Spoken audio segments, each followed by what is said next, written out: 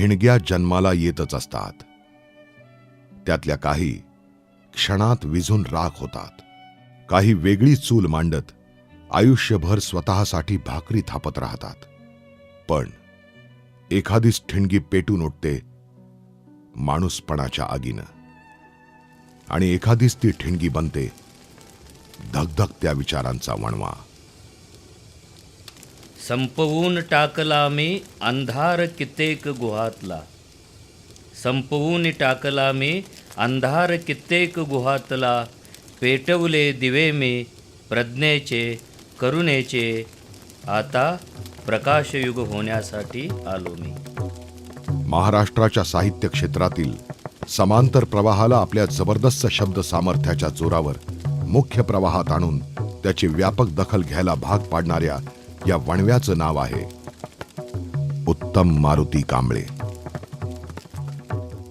ज्या व्यवस्थेत जन्म घेण्यासाठी जागा शोधावी लागते, जगण्यासाठी जागा शोधत भटकत राहावं लागतं आणि मेल्यानंतरही मातीत गाडून घेण्यासाठी जागेची भीक मागावी लागते, अशा व्यवस्थेत रोजचं एक नवं आयुष्य जगत आणि रोजचं एक नवं मरण अनुभवत उत्तम कांबळेंनी माणूस शोधायला प्रारंभ केला.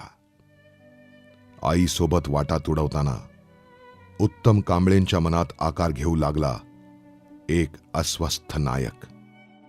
जग एकूणच आमूलाग्र बदलण्याच्या उंबरठ्यावर येऊन ठेपलेलं असताना व्यवस्थेचे अंगावर उमटलेले ओरखडे मिरवत हा अस्वस्थ नायक आपल्या विश्वाला नव्या जगाशी जोडण्याचा प्रयत्न करू लागला.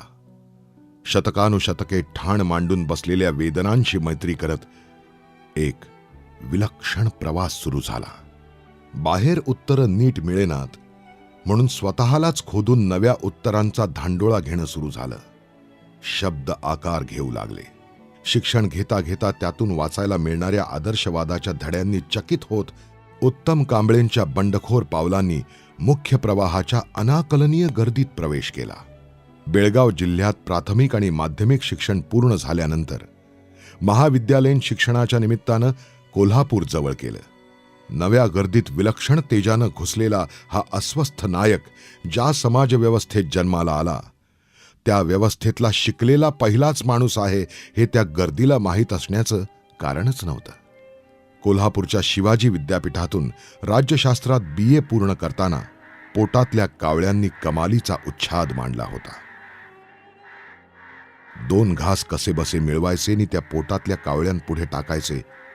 स्मशानात कुणीतरी पितरांसाठी ठेवलेला वरणभात पोटातल्या कावळ्यांना द्यायचा आणि त्या बदल्यात पुढचा दिवस जगण्यासाठी मागून घ्यायचा. असा विलक्षण व्यवहार सुरू झाला.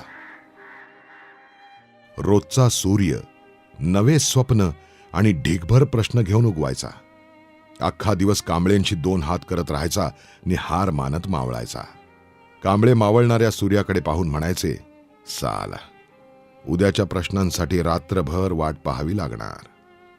पोटाची भ्रांत मिटवण्यासाठी कामं शोधतानाच ओरडून वर्तमानपत्र विकण्याचं काम मिळालं आणि कधीपासून दबलेल्या आवाजाला अस्तित्व दाखवण्याची संधी मिळाली. ओरडून पेपर विकता विकता वर्तमान घट्ट रुजत गेलं आणि 1979 मध्ये वृत्तपत्र क्षेत्रात पहिलं पाऊल टाकलं. पेपर विकणारा पोऱ्या आता प्रूफ रीडर झाला. प्रूफ रीडरचा बातमीदारही झाला. 1982 मध्ये कोल्हापूर सकाळमध्ये बातमीदार म्हणून कारकीर्द सुरू झाली. विलक्षण झपाटलेपणातून केलेल्या बातमीदारीतून समूहाशी थेट संवाद साधण्याचं, शोषितांच्या व्यथा मांडण्याचं, अनिष्ट प्रथा आणि रूढींविरोधात व्यापक चळवळ उभारण्याचं बळ मिळालं. माणूसपणाच्या शोधाला निश्चित दिशा मिळू लागली. त्यातूनच लेखणीला विलक्षण धार येऊ लागली.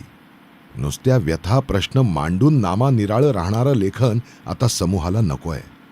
त्याला प्रश्न सोडवण्याच्या 10 पद्धती हव्या आहेत आणि हे सारं उत्तम कांबळे जाणून होते. त्यामुळे त्यांच्यातल्या माणूसपणाला, कार्यकर्त्याला आणि पत्रकारालाही एक नवा आयाम मिळत गेला. चळवळीच्या व्यासपीठावरचं हे चैतन्य पत्रकारितेबरोबरच लेखनातही त्याच ऊर्जेनं काम करू लागलं. त्यातूनच 1988 मध्ये त्यांचे 2 संशोधनपर ग्रंथ प्रकाशित झाले, देवदासी आणि नग्न पूजा आणि भटक्यांचे लग्न, लेखन आणि पत्रकारितेतला स्वतःचा वेगवान प्रवाह तयार व्हायला खऱ्या अर्थानं प्रारंभ झाला याच वर्षापासून. साल होतं 1989. त्यावेळी अवघं नाशिक कविश्रेष्ठ कुसुमाग्रजांना मिळालेल्या ज्ञानपीठानं चैतन्यमय झालं होतं. या भारलेल्या वातावरणातच कोल्हापूरच्या पंचगंगेचा काठ सोडून उत्तम कांबळे नाशिकच्या गोदाकाठी आले. मला म्हणायला असा गावच नाही असं जाहीरपणे म्हणणारा हा अस्वस्थ नायक इथं गोदाकाठी मात्र रेंगाळला. काळारामाच्या सत्याग्रहाचं नाशिक, हुतात्मा कान्हेरेंचं नाशिक, कर्मवीर दादासाहेबांचं नाशिक, कुसुमाग्रज कानेटकरांचं नाशिक, वामनदादा बाबूराव बागुलांचं नाशिक, प्रत्येक कोपऱ्यावर माणूसपणाचा एक एक डोंगर जन्माला घालणाऱ्या नाशिकनं पंचगंगेहून वैश्विक प्रवासाला निघालेल्या या यात्रेकरूला जवळ घेतलं. बंडखोर तत्वज्ञानाला आता जोड मिळू लागली व्यापक चिंतनाची. आयुष्याच्या प्रवासातील प्रत्येक अनुभव सकस चिंतनाच्या जोडीनं कागदावर मोठ्या ताकदीनं साकारू लागला. हे घडत असतानाच आयुष्य दुसऱ्या बाजूला पत्रकारितेच्या महत्वाच्या टप्प्यावर घेऊन आलं. उत्तम कांबळे नाशिक सकाळचे संपादक झाले आणि जगातल्या प्रत्येक पेपरविक्या मुलाला जगण्यासाठी एक नवं स्वप्न मिळालं. चिंतनशीलतेला आक्रमकतेची अनोखी जोड मिळत गेली आणि नवनवीन आशय घेत ग्रंथ आकार घेऊ लागले. रंग माणसांचे, कावळे आणि माणसे, श्राद्ध, आई समजून घेताना, नाशिक तू एक सुंदर कविता यासह तब्बल 39 ग्रंथ साकारले. त्यातील कित्येकांचे हिंदी, कन्नड, तेलुगू, मल्याळम भाषांमध्ये अनुवादही झाले. शाहू, फुले, आंबेडकर यांच्यासह सर्व पुरोगामी क्रांतिकारी विचारांचा अंगीकार करणारं कांबळेंचं साहित्य चिंतन नव्या जगात श्रेष्ठ ठरत गेलं. म्हणूनच साहित्यासाठी तब्बल 30 आणि पत्रकारितेतील योगदानासाठी 23 पुरस्कार त्यांना प्राप्त झाले. त्यांच्यातला लेखक हा पत्रकारितेला आणि पत्रकार हा लेखकाला पूरक ठरत गेला. पत्रकारितेतील अफाट गुणवत्तेनं सकाळ वृत्तपत्र समूहाच्या संपादक पदाचं सर्वोच्च शिखर दिलं आणि साहित्यातील अजोड कामगिरीनं मराठी साहित्य संमेलनाच्या अध्यक्षपदी बसवून या बिनगावाच्या माणसाला सारं स्वतःचं विश्वच देव केलं. एवढं होऊनही तळपायानं माती सोडली नाही की डोळ्यातलं आभाळ डोक्यावर गेलं नाही. सतत अस्वस्थता, सतत शोध. कधी स्वतःच्या माध्यमातून आईचा शोध, कधी सुर्वेंचं बोट धरत स्वतःचा शोध.